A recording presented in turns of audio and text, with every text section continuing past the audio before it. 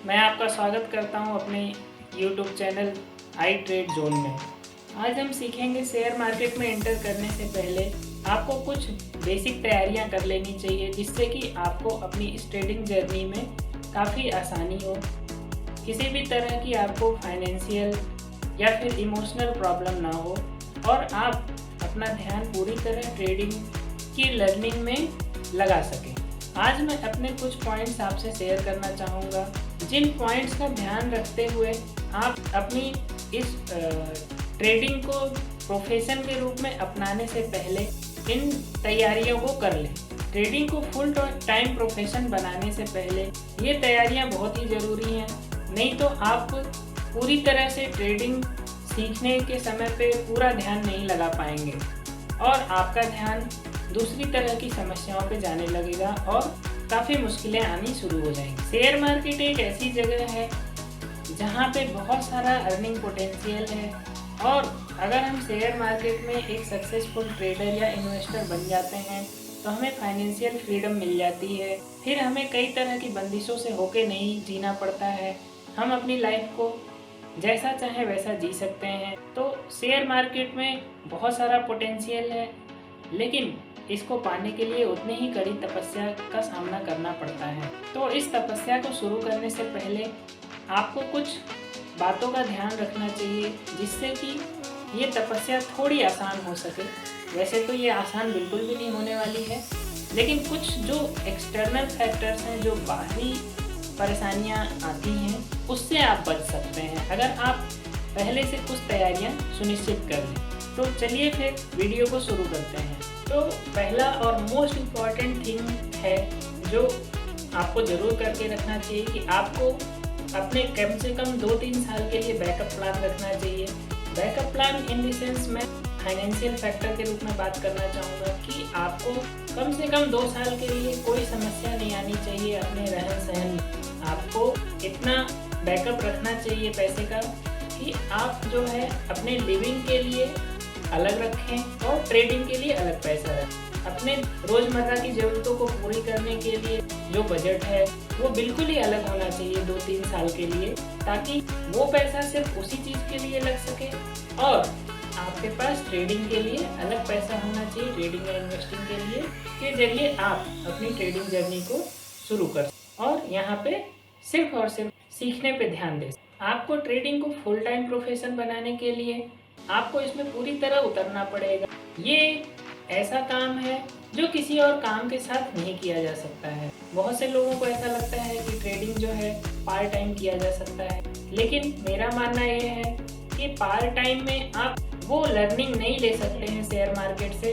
Part time में वो learning experience आप शेयर मार्केट से नहीं ले सकते हैं जो फुल टाइम में ले सकते हैं। आपको 9 बजे से लेके 3:30 बजे तक, मार्केट के खुलने से मार्केट के बंद होने तक आपको शेयर मार्केट के उतार चढ़ाव, ग्राफ पैटर्न को देखना होगा और ये आपको रेगुलर बेसिस पे बहुत समय तक करना पड़ेगा और इसके लिए आपको फिर जो है पूरा समय देना होगा, जिसके लिए आपको अपना जो भी अभी काम कर रहे हैं उस काम को पार्ट टाइम करना पड़ेगा और इसको फुल टाइम करना पड़ेगा। आप जो है अपनी जॉब को कंटिन्यू रखते हुए ट्रेडिंग सीख सकते हैं, कोई ऐसी दिक्कत नहीं है, लेकिन आपको अगर ये फुल टाइम प्रोफेसर बनाना है तो एक ना एक दिन आपको ये जॉब को छोड़ना होगा, बिजनेस को छोड़ना होगा और ट्रेडिंग बिजनेस में पूरी तरह उतरना पड़ेगा, तभी आप इसके पूरे पोटेंशियल का बेनिफिट उठा पाएंगे। तो आप तो पहले ही जॉब छोड़ के सीधे मत आ जाइए ट्रेडिंग में। आप पहले सीखिए, अपनी जॉब के साथ, अपने जो भी कर रहे हैं उसके साथ में ट्रेडिंग को सीखिए, समझिए। लेकिन कुछ दिन करने के बाद जब भी आपको ये एहसास हो कि अब आपको ट्रेडिंग को फुल टाइम बिजनेस बनाना है, फुल टाइम प्रोफेशन अपने लिए बनाना है, तो आपको उस समय पे कम से कम 2 साल का बैकअप प्लान जरूर रखना होगा, ताकि आप अपने दिनचर्या का, रोज़मर्रा की ज़रूरतों को पूरी कर सकें और ट्रेडिंग को सीखने में पूरा ध्यान लगाएं। दूसरा पॉइंट जो मैं आपके साथ शेयर करना चाहता हूँ वो ये है कि आपको सिर्फ और सिर्फ अपने ऊपर भरोसा करना होगा। आपको सिर्फ और सिर्फ अपने ऊपर डिपेंडेंसी रखनी होगी, सेल्फ डिपेंडेंट होना होगा, क्योंकि आप भूल जाइए आपको कोई भी इमोशनली या फाइनेंशियली सपोर्ट करेगा। आपको कहीं से ट्रेडिंग बिजनेस में कोई भी सपोर्ट मिलने की संभावना लगभग नेग्लिजिबल है। आपको अपने कितने भी क्लोज फ्रेंड्स क्यों ना हो, क्लोज फैमिली मेम्बर्स क्यों ना हो, या कितने भी क्लोज पर्सन आपके ज़िंदगी में जुड़े हुए हों, लेकिन आप ये मान के बिल्कुल भी मत चलिए कि वो आपकी ट्रेडिंग बिजनेस में आगे बढ़ने के लिए आपको मोटिवेट करेंगे या आपको किसी भी तरह की मदद करने वाले हैं। आज के समय भी शेयर मार्केट को जो है अच्छी नज़रों से समाज में नहीं देखा जाता है। हालांकि ज़माना धीरे धीरे बदल रहा है, अभी काफ़ी सुधार आया है, लेकिन फिर भी अगर आप अपने आसपास देखेंगे तो आपको अपने आसपास गिनती भर लोग ही मिलेंगे जो शेयर मार्केट में इन्वेस्टिंग या ट्रेडिंग करना पसंद करते हों या इसको एक अच्छे नज़रिए से देखते हों। तो आप भूल जाइए कि आपको किसी भी तरह का सपोर्ट कहीं और से मिलने वाला है। ना ही आपके इस डिसीजन को कोई एप्रिसिएट करेगा और ना ही वो आपको अपनी तरफ से कोई मोटिवेशन देने वाला है। तो आपको अपने अंदर से ये मोटिवेशन लाना पड़ेगा, आपको अपने ऊपर ट्रस्ट करना पड़ेगा कि आप अकेले ही इस जर्नी में आगे बढ़ेंगे। आपका कोई भी साथ देने वाला यहाँ पे नहीं होने वाला है, चाहे वो आपका कितना भी क्लोजेस्ट क्यों। तीसरा पॉइंट जो मैं आपके साथ डिस्कस करना चाहता हूँ वो है कि आपको शेयर मार्केट में एंटर करने से पहले शेयर मार्केट के सारे डार्क रियलिटीज को जान लेना चाहिए, जो कि जाने बिना शेयर मार्केट में उतरना बहुत ही डेंजरस हो सकता है। इसके लिए मैंने एक अलग से वीडियो बना रखा है, चाहे तो उस वीडियो को देख सकते हैं, तो आप समझ जाएंगे कि मैं ये डार्क रियलिटीज के बारे में जो बात कर रहा हूँ वो क्या कहना चाह रहा हूँ। तो इस पॉइंट को पूरी तरह क्लियर करने के लिए मेरे उस वीडियो पे जा सकते हैं, लिंक मैं डिस्क्रिप्शन में दे दूंगा। ये डार्क रियलिटीज जो हैं आपको शेयर मार्केट में कदम रखने के लिए काफ़ी काम आने वाले हैं, क्योंकि ये डार्क रियलिटीज के बिना जो लोग शेयर मार्केट में उतरते हैं, डार्क रियलिटीज को जाने बिना जो भी शेयर मार्केट में उतरते हैं, वो ऐसा समझ लीजिए कि वो जलते तवे पे अपना पैर रख देते हैं और वो जल जाते हैं। तो अगर आपको पहले ही समझ में आ जाए कि ये जगह जो है, जिस जगह आप पैर रख रहे हैं वो काफ़ी गर्म है, तो आप उस पर संभल के चलने की कोशिश करेंगे। तो ये उसी तरह है, डार्क रियलिटीज को जानने के बाद आप जिस आग से खेल रहे हैं उस आग से खेलने के लिए पहले से तैयार हो जाएंगे। तो ये जानना आपके लिए बहुत जरूरी है। चौथा पॉइंट जो मैं आपके साथ शेयर करना चाहता हूँ वो है कि शेयर मार्केट में ट्रेडिंग या इन्वेस्टिंग करने से पहले आपको ये समझ लेना चाहिए कि आपका माइंडसेट जो है बिजनेस माइंड होना चाहिए। बिजनेस माइंड कहने का अर्थ ये होता है कि जैसे कि हर बिजनेस में कुछ फायदे कुछ नुकसान होते हैं, और कभी नुकसान कभी फायदा होता है। कभी किसी सीजन में काफ़ी लाभ कमा रहे होते हैं बिजनेस में, उसी बिजनेस में कभी किसी सीजन में हम नुकसान देख रहे होते हैं। शेयर मार्केट में भी ठीक उसी तरह, जब नुकसान का दौर आए तो उसको भी उसी तरह लेना चाहिए, और जब फायदे का समय आए तो भी आपको उसी तरह लेना चाहिए कि ये एक बिजनेस है। ये ओवरऑल आपको 1 साल 4 महीने में फायदा देगा, लेकिन ऐसा नहीं है कि हर दिन ही आपको शेयर मार्केट में प्रॉफिट होने वाला है। तो आपको बिजनेस माइंडसेट होना चाहिए। जैसा कि बिजनेस में उतार चढ़ाव होता है, वैसे ही शेयर मार्केट में ट्रेडिंग में भी उतार चढ़ाव होता है। मैंने अक्सर देखा है कि यहाँ जो ट्रेडिंग में लोग आते हैं वो जब फायदा हो रहा होता है तब तो सब कुछ सही है, लेकिन जिस दिन एक बार भी नुकसान होता है वो उस नुकसान को एक्सेप्ट नहीं करना चाहते हैं और मार्केट से बाहर नहीं निकलते हैं। ऐसे में वो एक छोटा सा नुकसान बहुत बड़ा नुकसान बन जाता है, और फिर जो उन्होंने फायदा कमाया होता है, जो लाभ कमाया होता है, वो भी नुकसान में चला जाता है, और साथ ही में उनका खुद का भी लगाया हुआ पैसा भी चला जाता है, और फिर उन्हें कुछ समझ में नहीं आता कि ये कैसा बिजनेस है, ये कैसा काम है। तो ऐसे में आपको समझने की ज़रूरत है कि आपका माइंडसेट जो है बिजनेस माइंड होना चाहिए।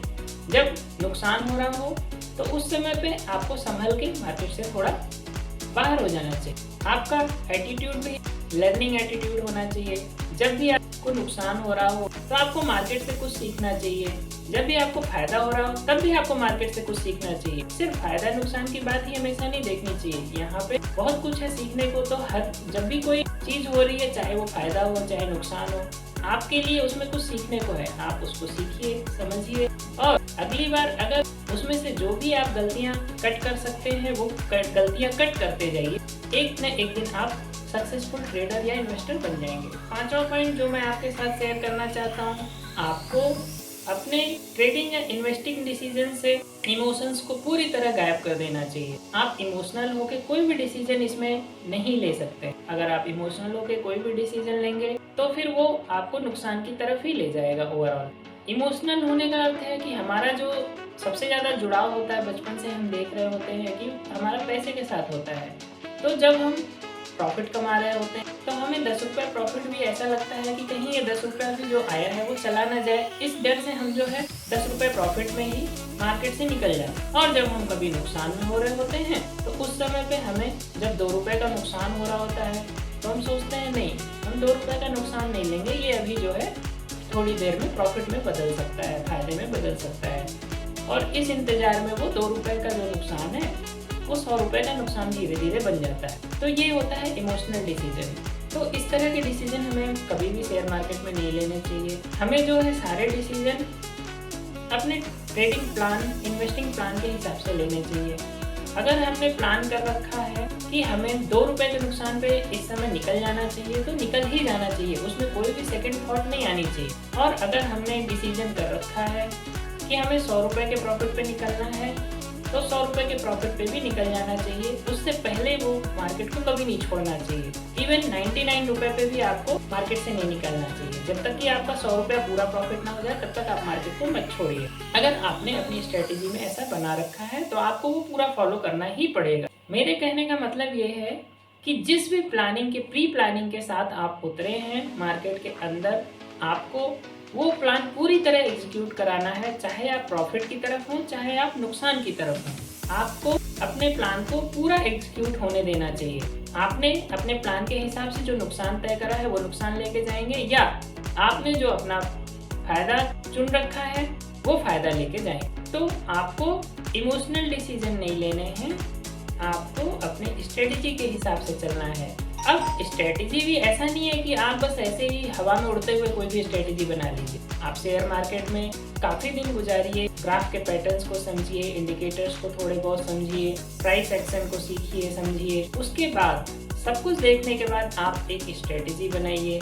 स्ट्रेटेजी बनाने के बाद उसका बैक टेस्टिंग करिए, पेपर ट्रेडिंग करिए कुछ दिन लाइव मार्केट में। फिर एक फाइनल प्लान करने के बाद आप जब भी मार्केट में उतरिए तो लाइव मार्केट में आप अपने प्लान को बिल्कुल भी चेंज मत करिए। वो चेंज करना आपके लिए हमेशा ही नुकसानदेह साबित होगा। छठा पॉइंट जो मैं आपके साथ शेयर करना चाहता हूँ वो है कि आप उस पैसे के साथ मार्केट में कभी मत उतरिए जो कि खोना आप बर्दाश्त ना कर सकें, जिसको खोने के बाद आपके ऊपर बहुत ज़्यादा इमोशनल या फाइनेंशियल इम्पैक्ट आए। मतलब ये है कि आप ट्रेडिंग का जो फंड है वो बिल्कुल ही अलग रखिए। ट्रेडिंग और इन्वेस्टमेंट का फंड जो है वो बिल्कुल अलग रखिए। आप ये समझ के चलिए कि जो भी ट्रेडिंग और इन्वेस्टमेंट में फंड आप लगा रहे हैं वो पूरी तरह नुकसान में जा सकता है आपके लर्निंग पीरियड में। तो आपको जो है ये बहुत अच्छी तरह समझ लेना चाहिए कि वो जो भी अमाउंट है आप पूरी तरह अलग रखेंगे और उसको खोने से आपके ऊपर कोई भी फर्क ना पड़े। तभी आप जो है पूरी तरह शेयर मार्केट की लर्निंग पे ध्यान दे पाएंगे। नहीं तो आप तो सिर्फ अपना पैसा बचाने के चक्कर में ही लगे रहेंगे, क्योंकि उससे आपके और भी तरह तरह की इमोशंस जुड़े हुए रहेंगे। सातवां और अंतिम पॉइंट जो मैं आपके साथ शेयर करना चाहता हूँ वो है कि आप अपने ट्रेडिंग डिसीजन के लिए किसी के ऊपर डिपेंडेंट मत होइए। बहुत से लोग हैं जो शेयर मार्केट में जब उतरते हैं तो अपने ब्रोकर के कहने पे कोई भी खरीद या बेच करते हैं। न्यूज़ देखते हैं, न्यूज़ देखने के बाद न्यूज़ में जो उन्हें बताया जाता है कि आज फला कंपनी का शेयर जो है बहुत अच्छा है, बहुत अच्छे प्राइस पे है, इसको खरीद लीजिए, वो फटाफट अगले दिन मार्केट खुलते ही उसमें अपना पैसा लगा देते हैं। ट्रेडिंग के लिए बहुत सारे टिप्स प्रोवाइडर हैं जो आपको लाइव मार्केट में कहते हैं कि आप जो है ये शेयर इस रेट पे खरीद लीजिए, इतना स्टॉप लॉस लगा दीजिए, इतना प्रॉफिट का टारगेट रखिए। तो तरह तरह के आपको एडवाइज़र मिल जाएंगे। तो आप उन एडवाइस को फॉलो करते हुए ट्रेडिंग कभी मत करिए। आप जब भी किसी चीज़ में ट्रेडिंग या इन्वेस्टिंग कर रहे हैं, जब आप शेयर मार्केट में ट्रेडिंग या इन्वेस्टिंग कर रहे हैं तो आपको पता होना चाहिए कि आप क्या कर रहे हैं और आप क्यों कर रहे हैं। आपका टारगेट इतना क्यों है, आपका स्टॉप लॉस इतना क्यों है, ये सब आपके दिमाग में क्लियर होना चाहिए। तो ये किसी और के कहने पे अगर आप करेंगे तो आपको कभी ये पता नहीं होगा कि ये क्यों है, ये बस है, इतना ही आप जान पाएंगे। लेकिन इससे आप शेयर मार्केट में कभी भी सर्वाइव नहीं कर पाएंगे। आप कुछ दिन करके देखिए, आपको समझ में आ जाएगा कि जो भी शेयर मार्केट में टिप्स प्रोवाइडर हैं उनको फॉलो करने से आप कभी भी पैसा नहीं बना पा रहे हैं, उल्टा आपको नुकसान बहुत सारा हो रहा है और आपको समझ भी नहीं पा रहे हैं, शेयर मार्केट से कुछ सीख भी नहीं। अगर आप खुद शेयर मार्केट में उतरेंगे, खुद के डिसीजन लेंगे, खुद से काम करेंगे, तो आपको हो सकता है कि शुरुआती दौर में नुकसान हो, लेकिन आप जब खुद से उतरेंगे तो खुद की जिम्मेदारी लेंगे और आपको यहाँ से कुछ ना कुछ सीखने को ही मिलेगा, क्योंकि आपको खुद सीखना पड़ेगा, तभी आप अगली बार फिर शेयर मार्केट में किसी भी तरह की ट्रेडिंग करेंगे।